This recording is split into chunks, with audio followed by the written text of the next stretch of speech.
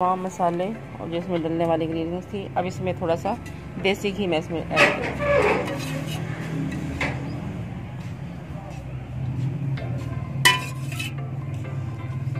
देसी घी इसमें एक तो खुशबू बहुत अच्छी इसकी आती है, और दूसरा जो है ना, ये जब हम इसके कोफ्ते बनाएंगे तो ये हाथों पे भी नहीं चिपकेगा और बहुत ही मज़ेदार और अच्छी खुशबू आएगी और मज़ेदार कोफ्ते बनेंगे।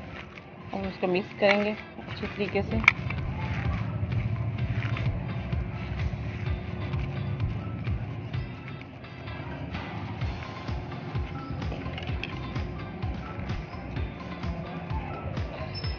इसमें भुने चने जो मैंने पहले से ही ग्राइंड करके रख लिए थे, पाउडर बना लिया था मैंने इनका। तकरीबन 1 कप मैंने इसमें भुने चने का पाउडर डाल दिया।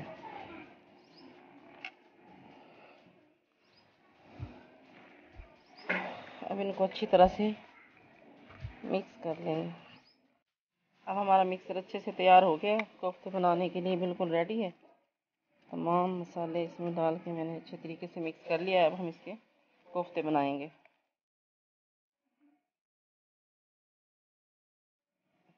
बॉल की शक्ल में हम इसके कोफ्ते बनाएंगे, बिल्कुल गोलाई में।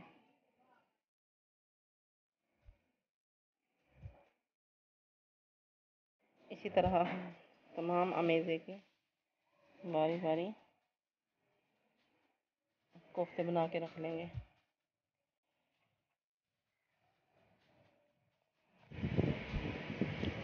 कोफ्ते हमारे बन गए हैं तकरीबन सारे। अब हम इनको फ्राई करेंगे।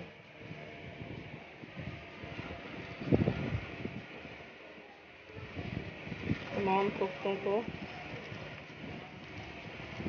फ्राई कर लेंगे।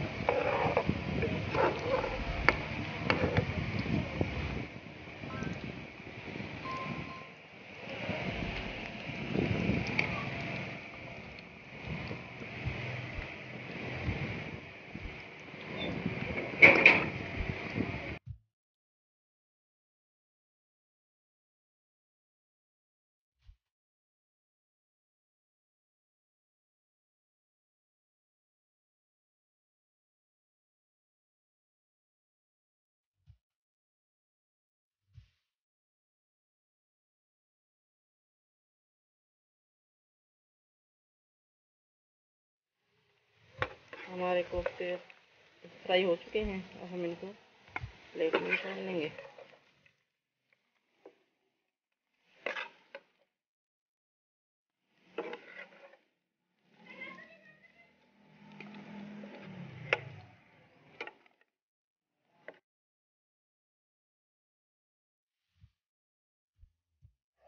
अब हमने कढ़ाई में आधा कप तेल डाल लिया, उसको गरम कर लिया।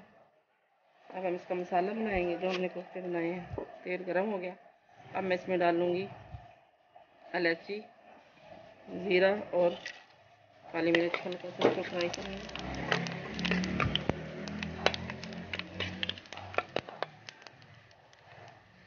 उसके बाद लहसुन अदरक का पेस्ट डाल दिया मैंने, तकरीबन 1 चम्मच।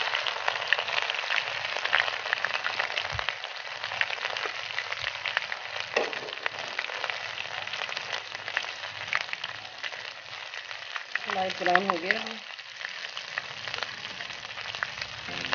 अब इसमें कुटी हुई प्याज डालना, तकरीबन 2 अदद प्याज को मैंने पहले से कूट के रख लिया था।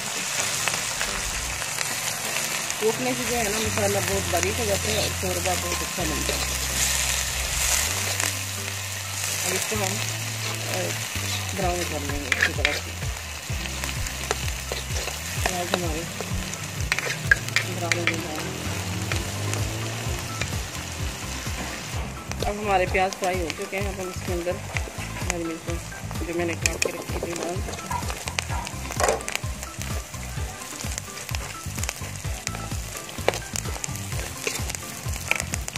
اب اس کے اندر میں مسالے ڈال لوں گی، تقریباً 1 چمچ سے تھوڑا کم نمک، اور 1 چمچ کے قریب لال مرچ پاؤڈر، آدھا چمچ تقریباً ہلدی، اور 1 چمچ دھنیا پاؤڈر ڈال دیا۔ اب اس کے اندر میں دہی ایڈ کروں گی،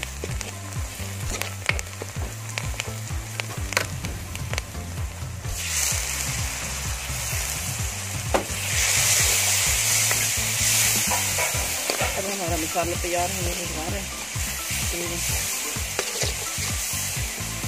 2 سے 3 منٹ تک ہماری یہ گریوی تیار ہو جائے گی۔ اس میں تھوڑا سا پانی ڈالیں گے تاکہ مسالے اچھی طرح مکس ہو جائے۔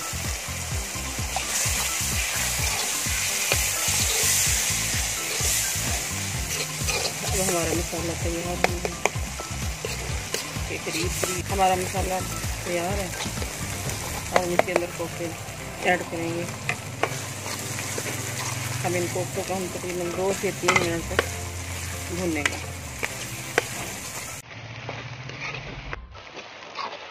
اب ان کی بھنائی ہو چکی ہے بہت اچھے طریقے سے۔ اب میں اس کے اندر پانی ایڈ کروں گی، جتنا آپ نے اپنے ٹیسٹ کے مطابق شوربہ کرنا ہے یا پانی رکھنا ہے وہ آپ اپنی مرضی کے مطابق بھی کر سکتے ہیں۔ اور ان کو اب 5 سے 7 منٹ تک پکنے کے لیے ہم کو چھوڑ دیں گے۔ اب ہمارے کوفتے تقریباً ریڈی ہو چکے ہیں، تقریباً 7 سے 8 منٹ ہو چکے ہیں۔ اب میں اس کے اندر خوشبو کے لیے گرم مسالہ ایڈ کروں گی،